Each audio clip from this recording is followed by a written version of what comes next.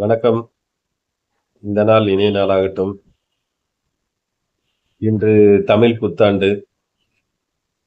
ராஜ்குமாரின் தமிழ் புத்தாண்டு நல்வாழ்த்துக்கள் உங்கள் அனைவருக்கும். இந்த நாள் பார்த்தீங்கன்னா, சூரியன் தனது உச்ச நிலையான மேசம் அப்படின்னு சொல்லக்கூடிய அந்த முதல் பாகையில நிக்கிறதுனால, இந்த தமிழ் புத்தாண்டு பார்த்தீங்கன்னா 360 டிகிரியை கிராஸ் பண்ணி 0 டிகிரியில இன்னைக்கு முதல் நாளா தொடங்கும். சூரிய உச்சத்தில் தொடங்கும். அதனாலதான் சூரிய பாகையில அந்த முதல் உச்ச நிலையை தமிழர்கள் தமிழ் புத்தாண்டா எடுத்துக்கிறாங்க. நிறைய பேர் நிறைய சில விஷயங்கள் சொல்லுவாங்க. தை திருநாள் தான் தமிழர் புத்தாண்டு அது இதுன்னு சொல்லி எல்லாரும் சொல்லுவாங்க. தை திருநாள் விவசாயத்தின் சிறப்பை சொல்றதுக்கு தான் தை திருநாள்.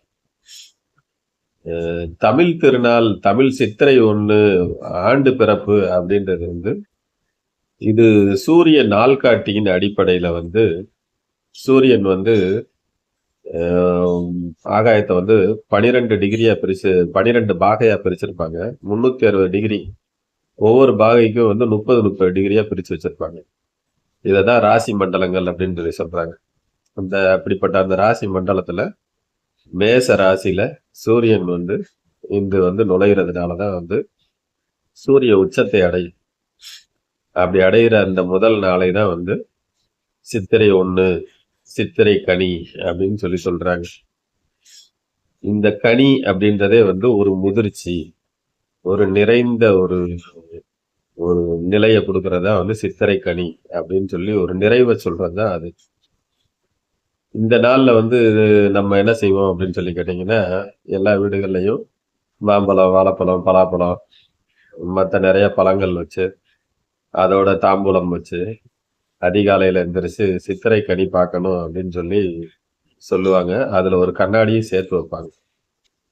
இந்த கண்ணாடி எதுக்கு அப்படின்னு பாத்தீங்கன்னா, அகத்தின் அழகு முகத்தில் தெரியும் அப்படின்றது ஒரு கோட்பாடு. இந்த அகத்தை நீ பார்க்க முடியாது, ஆனா உன் முகத்தை கண்ணாடி மூலயமா பார்க்கலாம். உனக்கு நீ உள்ளுக்குள்ள எப்படி இருக்குன்றது உனக்கே தெரியும். இததான் தமிழர் பண்பாடு சொல்லுது. நாம் நல்லவர்களாய் வாழவும், நல்ல சிந்தனையோடு இருக்கவும், நமக்கு நமது முன்னோர்கள் வழிகாட்டுற ஒரு சின்ன வழிதான் இது. நம் மனம் கனிவா இருக்கணும். எல்லோருக்கும் கொடுக்கக்கூடிய ஒரு எண்ணம் கொண்டவர்களாய் இருக்கணும். தாவரங்கள் பாத்தீங்கன்னா தனக்கிட்ட இருக்க எல்லாத்தையும் மனிதனுக்கு கொடுக்குது. அதனாலதான் அதை வரம் அப்படின்னு சொல்லி பிரிச்சு சொன்னாங்க. தன்னையே வரமாக கொடுக்கக்கூடிய அந்த செடிகள் தான் தாவரங்களா இருக்கும். அந்த தாவரங்கள்ட்ட இருந்துதான் கனிகள், காய்கள், பழங்கள்னு எல்லாத்தையும் நம்ம வாங்கிக்கிறோம்.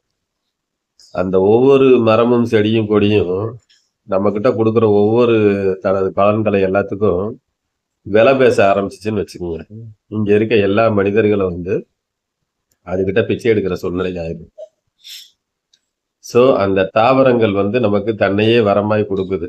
அதிலிருந்து பெற்ற அந்த கனியை தான் மனிதன் தனக்கு அடையாள பொருளா அதை சித்திரை கனி அப்படின்னு சொல்லி முதல் நாளா அதை உபயோகப்படுத்துறோம்.